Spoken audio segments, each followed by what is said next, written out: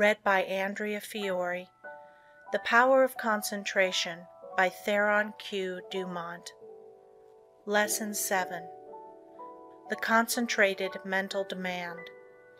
The mental demand is the potent force in achievement. The attitude of the mind affects the expression of the face, determines action, changes our physical condition, and regulates our lives. I will not here attempt to explain the silent force that achieves results. You want to develop your mental power so you can effect the things sought, and that is what I want to teach you. There is wonderful power and possibility in the concentrated mental demand. This, like all other forces, is controlled by laws.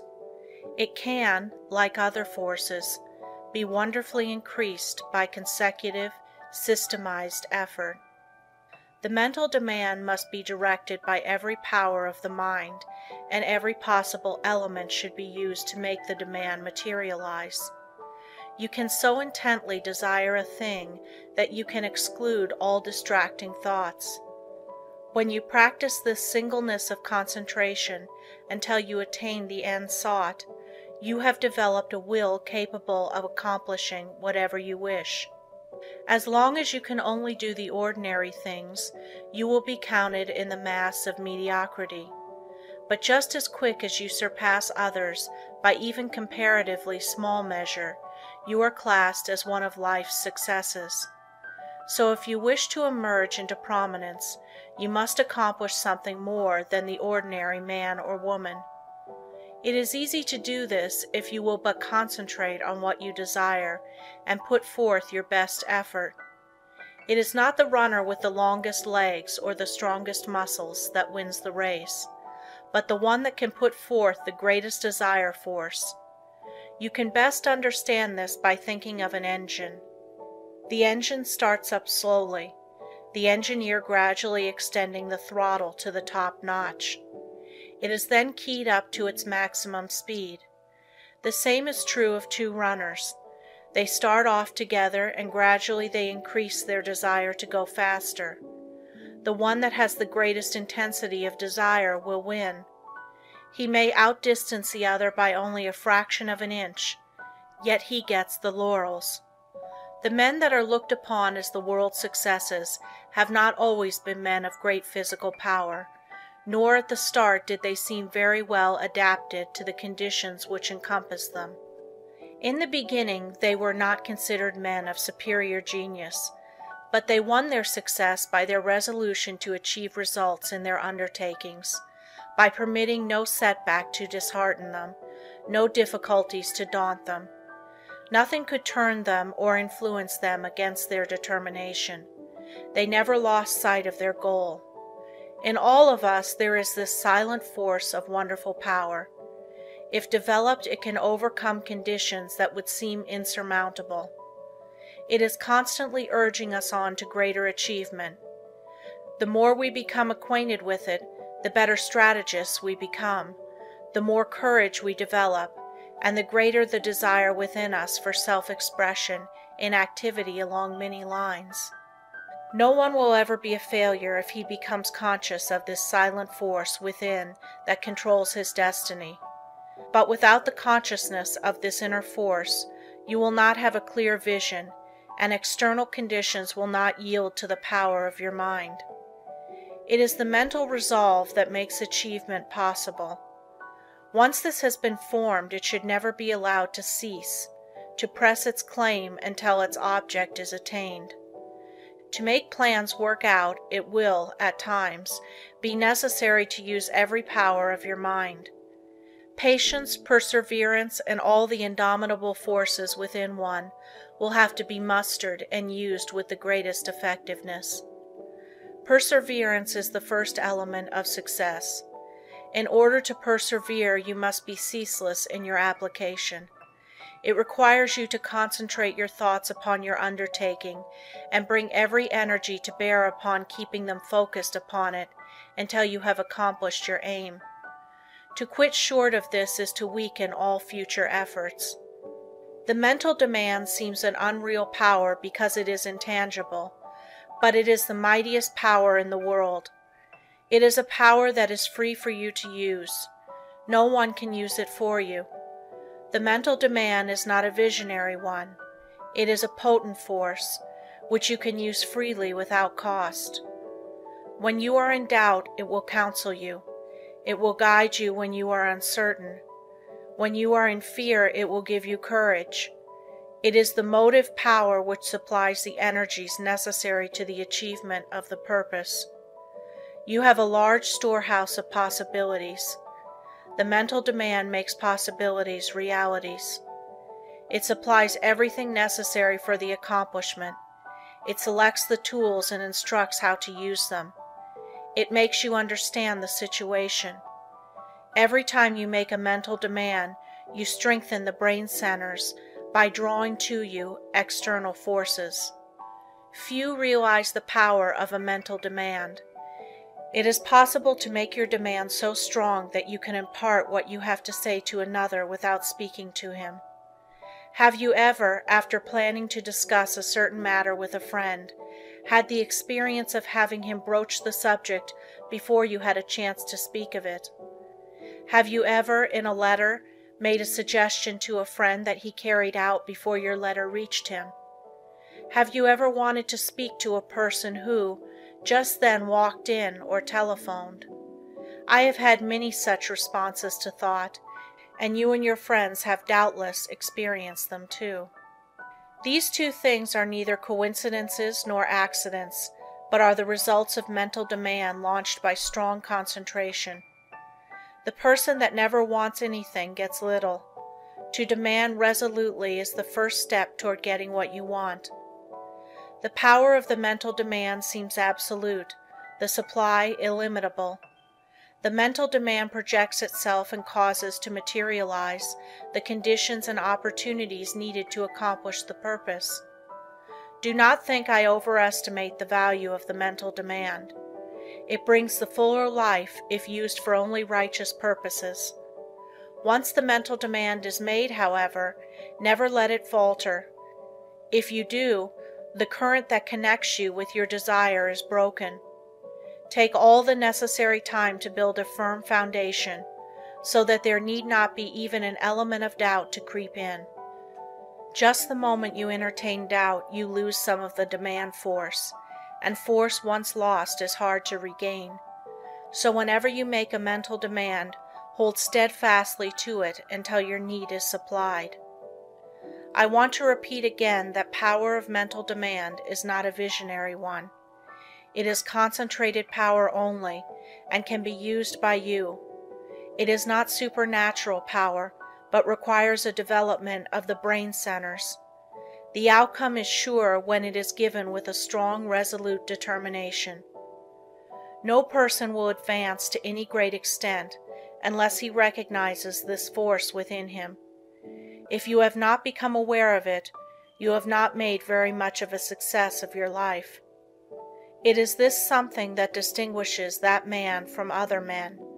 It is this subtle power that develops strong personality. If you want a great deal, you must demand a great deal. Once you make your demand, anticipate its fulfillment.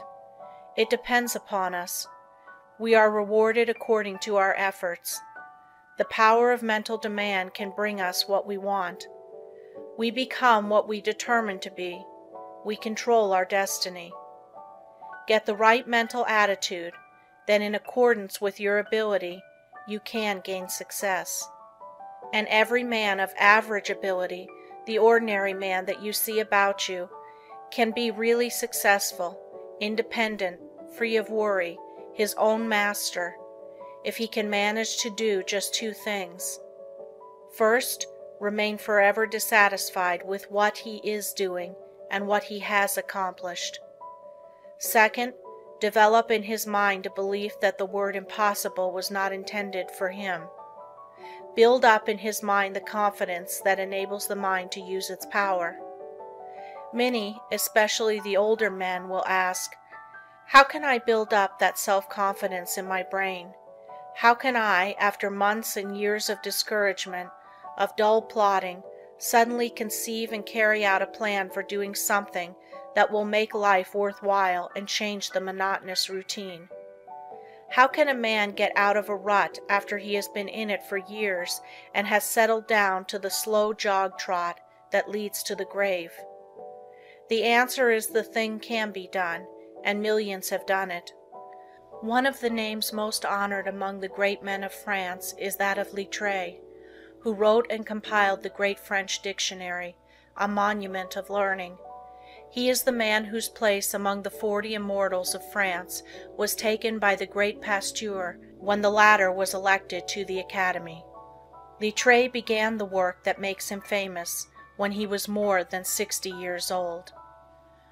Lesson 8. Concentration gives mental poise.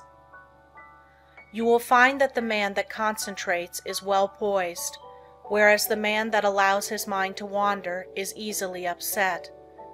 When in this state, wisdom does not pass from the subconscious storehouse into the consciousness. There must be mental quiet before the two consciousnesses can work in harmony. When you are able to concentrate, you have peace of mind. If you are in the habit of losing your poise, form the habit of reading literature that has a quieting power. Just the second you feel your poise slipping, say, "Peace," and then hold this thought in mind, and you will never lose your self-control. There cannot be perfect concentration until there is peace of mind. So keep thinking peace, acting peace, until you are at peace with all the world.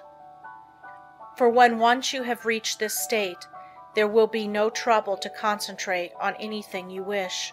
When you have peace of mind, you are not timid or anxious or fearful or rigid, and you will not allow any disturbing thought to influence you. You cast aside all fears and think of yourself as a spark of the Divine Being, as a manifestation of the one universal principle that fills all space and time. Think of yourself thus as a child of the infinite, possessing infinite possibilities. Write on a piece of paper, "I have the power to do and to be whatever I wish to do and be." Keep this mentally before you, and you will find the thought will be of great help to you. The mistake of concentrating on your business while away. In order to be successful today, you must concentrate, but don't become a slave to concentration and carry your business cares home. Just as sure as you do, you will be burning the life forces at both ends, and the fire will go out much sooner than was intended. Many men become so absorbed in their business that when they go to church they do not hear the preacher because their minds are on their business. If they go to the theater, they do not enjoy it because their business is on their minds. When they go to bed, they think about business instead of sleep and wonder why they don't sleep. This is the wrong kind of concentration and is dangerous. It is involuntary. When you are unable to get anything out of your mind, it becomes unwholesome, as any thought held continuously causes weariness of the flesh. It is a big mistake to let a thought rule you instead of ruling it. He who does not rule himself is not a success. If you cannot control your concentration, your health will suffer. So never become so absorbed with anything that you cannot lay it aside and take up another. This is self-control. Concentration is paying attention to a chosen thought. Everything that passes before the eye makes an impression on the subconscious mind, but unless you pay attention to some certain thing, you will not remember what you saw. For instance, if you walk down a busy street without seeing anything that attracted your particular attention, you could not recall anything you saw. So you see only what attracts your attention. If you work, you only see and remember what you think about. When you concentrate on something, it absorbs your whole thought. Self-study valuable. Everyone has some habits that can be overcome by concentration. We will say, for instance, you are in the habit of complaining or finding fault with yourself or others, or imagining that you do not possess the ability of others, or feeling that you are not as good as someone else, or that you cannot rely on yourself, or harboring any similar thoughts or thoughts of weakness. These should be cast aside, and instead thoughts of strength should be put in their place. Just remember, every time you think of yourself as being weak, in some way you are making yourself so by thinking you are. Our mental conditions make us what we are. Just watch yourself and see how much time you waste in worrying, fretting, and complaining. The more of it you do, the worse off you are. Just the minute you are aware of thinking a negative thought, immediately change to a positive one. If you start to think of failure, change to thinking of success. You have the germ of success within you. Care for it the same as the setting hen broods over the eggs, and you can make it a reality. You can make those that you come in contact with feel as you do, because you radiate vibrations of the way you feel, and your vibrations are felt by others. When you concentrate on a certain thing, you turn all the rays of your vibrations on this. Thought is the directing power of all life's vibrations. If a person should enter a room with a lot of people and feel as if he were a person of no consequence, no one would know he was there unless they saw him, and even if they did, they would not remember seeing him, because they were not attracted towards him. But let him enter the room feeling he was magnetic and concentrating on this thought, others would feel his vibration. So remember, the way you feel, you can make others feel. This is the law. Make yourself a concentrated dynamo from which your thoughts vibrate to others. Then you are a power in the world. Cultivate the art of feeling, for as I said before, you can only make others feel what you feel. If you will study all of the great characters of history, you will find that they were enthusiastic. First they were enthusiastic themselves, and then they could arouse others' enthusiasm. It is latent in everyone. It is a wonderful force when once aroused. All public men to be a success have to possess it. Cultivate it by concentration. Set aside some hour of the day wherein to hold rapt converse with the soul. Meditate with sincere desire and contrite heart, and you will be able to accomplish that which you have meditated on. This is the keynote of success. Think, speak, and act just as you wish to be, and you will be that which you wish to be. You are just what you think you are, and not what you may appear to be. You may fool others, but not yourself. You may control your life and actions just as you can control your hands. If you want to raise your hand, you must first think of raising it. If you want to control your life, you must first control your thinking. Easy to do, is it not? Yes, it is, if you will but concentrate on what you think about. For he only can that says he will. How can we secure concentration? To this question, the first and last answer must be, by interest and strong motive. The stronger the motive, the greater the concentration. Eustace Miller, M.D. The successful lives are the concentrated lives. The utterly helpless multitude that sooner or later have to be cared for by charity are those that were never able to concentrate, and who have become the victims of negative ideas. Train yourself so you will be able to concentrate your thought and develop your brain power and increase your mental energy, or you can be a slacker, a drifter, a quitter, or a sleeper. It all depends on how you concentrate or centralize your thoughts. Your thinking then becomes a fixed power, and you do not waste time thinking about something that would not be good for you. You pick out the thoughts that will be the means of bringing you what you desire, and they become a material reality. Whatever we create in the thought world will someday materialize. That is the law. Don't forget this. In the old days, men drifted without concentration, but this is a day of efficiency, and therefore all our efforts must be concentrated if we are to win any success worth the name. Why people often do not get what they concentrate on? Because they sit down in hopeless despair and expect it to come to them. But if they will just reach out for it, with their biggest effort, they will find it is within their reach. No one limits us but ourselves. We are what we are today as the result of internal conditions. We can control the external conditions. They are subject to our will. Through our concentration we can attract what we want, because we become in rapport with the universal forces from which we can get what we want. You have watched races, no doubt. They all line up together. Each has his mind set on getting to the goal before the others. This is one kind of concentration. A man starts to think on a certain subject. He has all kinds of thoughts come to him, but by concentration he shuts out all these but the one he has chosen. Concentration is just a case of willing to do a certain thing and doing it. If you want to accomplish anything first, put yourself in a concentrating, reposeful, receptive, acquiring frame of mind.